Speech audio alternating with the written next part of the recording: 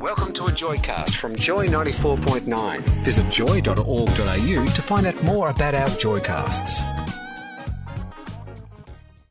Now, tonight we're joined on the line by a young man who came to our attention back in March with a fun song we just heard called In the City, which was autobiographical and told us the story of a young man just out and just moved to the urban jungle of London. He's got a new single out which pays homage to his heroes, the Pet Shop Boys, and to tell us all about that, he's on the line now.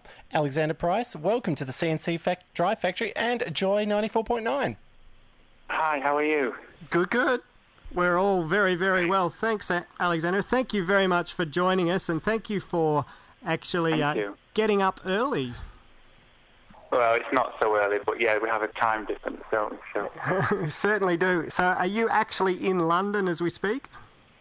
Yeah, I'm in a studio in London at the moment, getting ready to rehearse for a show I'm doing this weekend. Fantastic. Now, there are two things we like to do here at Joy: break new talent or break exciting new openly gay artists from around the world.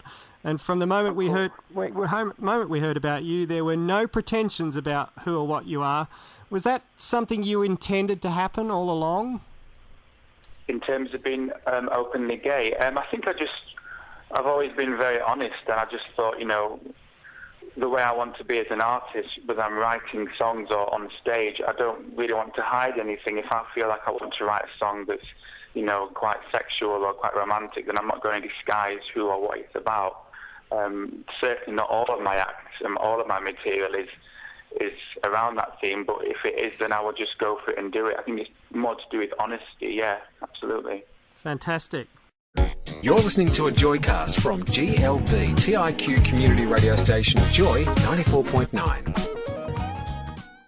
Now, you started out as a dancer when you were 13, but for quite different reasons than many other 13-year-olds who might take up dance. Can you tell us a little bit about that? Yeah, sure. Basically, when I was a kind of infant school, I had a problem with motor control, like holding a pen properly and this kind of thing. It got diagnosed as a condition called dyspraxia, which at that time was like a new sort of thing, which basically is not like dyslexia. It's where you have a problem with coordination, catching balls and holding pens and doing things like that. So I really enjoyed acting, and I wanted to get into to sort of dance. And I was advised by a doctor who was sort of treating the condition like a therapist to actually go ahead and do dance classes because they were beneficial for my coordination improvement. And then I started taking dance, and I really got into it, became passionate about it, wanted to pursue a career in it. And I think, by the time I was like 14, 15, I was really taking dance seriously, and it became more than just a therapy thing. It was more like a career path. Fantastic. Now, you ended up at a talent school where you were training alongside the likes of Billy Piper and Amy Winehouse and Eliza Doolittle. Pretty much a gay boy's dream come true. Well, I obviously didn't know it at the time, but the school itself was quite prestigious, and I was very, very lucky to get a place at the school in London. That was my first introduction to London, because I come from the north of England. And, I used to have to kind of take a weekend job as a paperboy to be able to afford the fees because they were just astronomical. My parents were so, so supportive.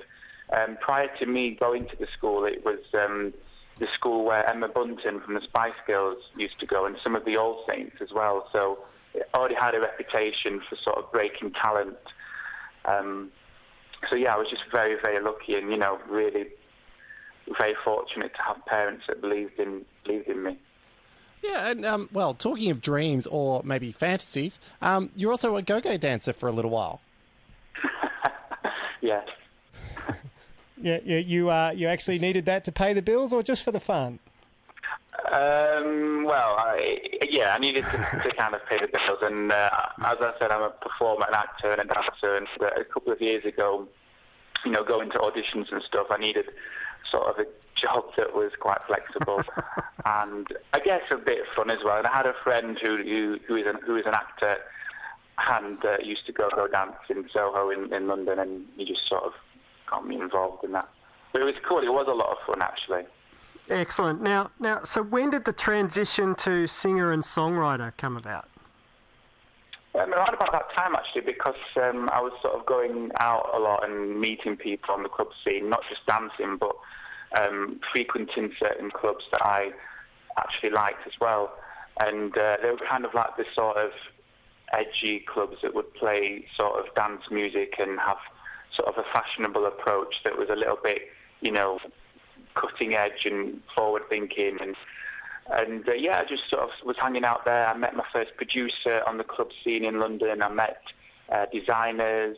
I met dancers, different performance artists. So it kind of became more of a performance art visual thing, kind of like arty cabaret with music. And then it just developed into a more pop dance thing. And obviously I retained the visuals. I had dancers on stage with me.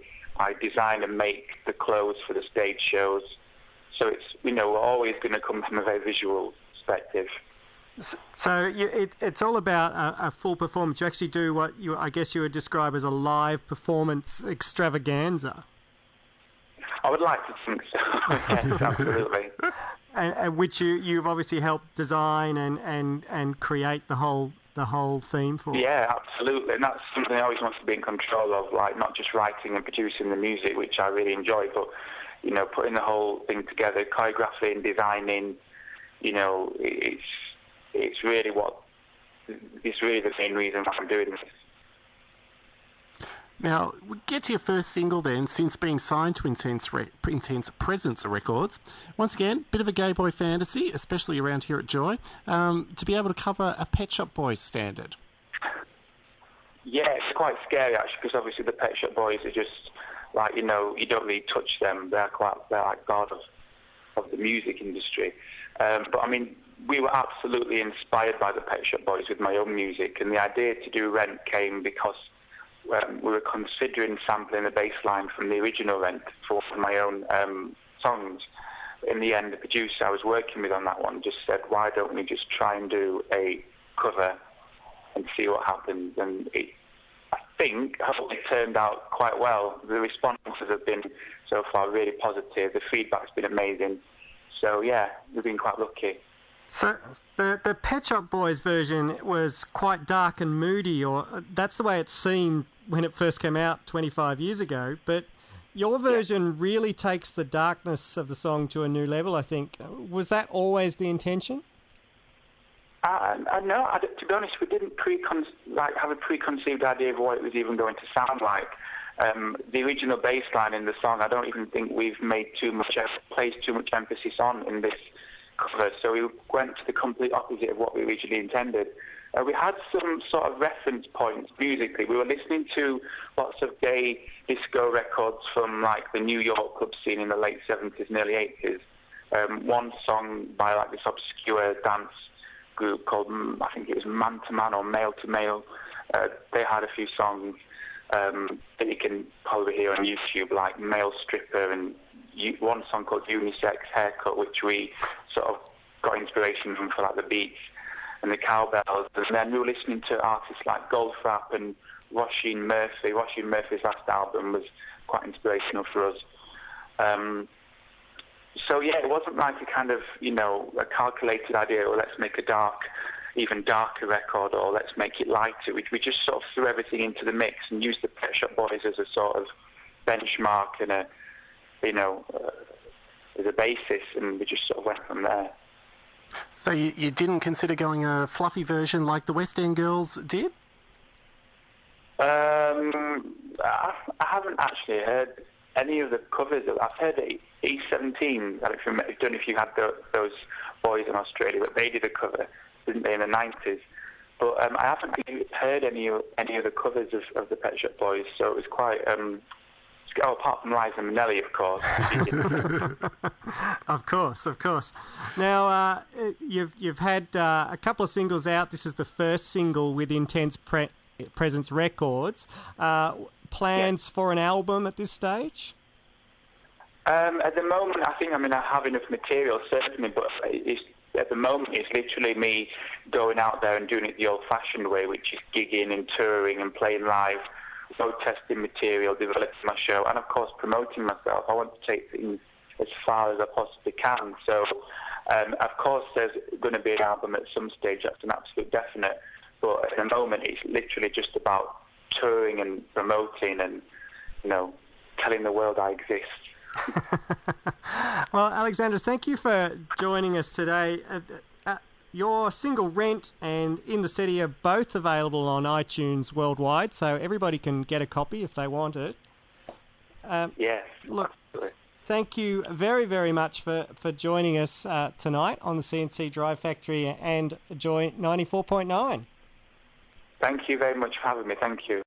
Joy 94.9 is a GLB TIQ community radio station in Melbourne, Australia. Support Joy 94.9 by becoming a member at joy.org.au.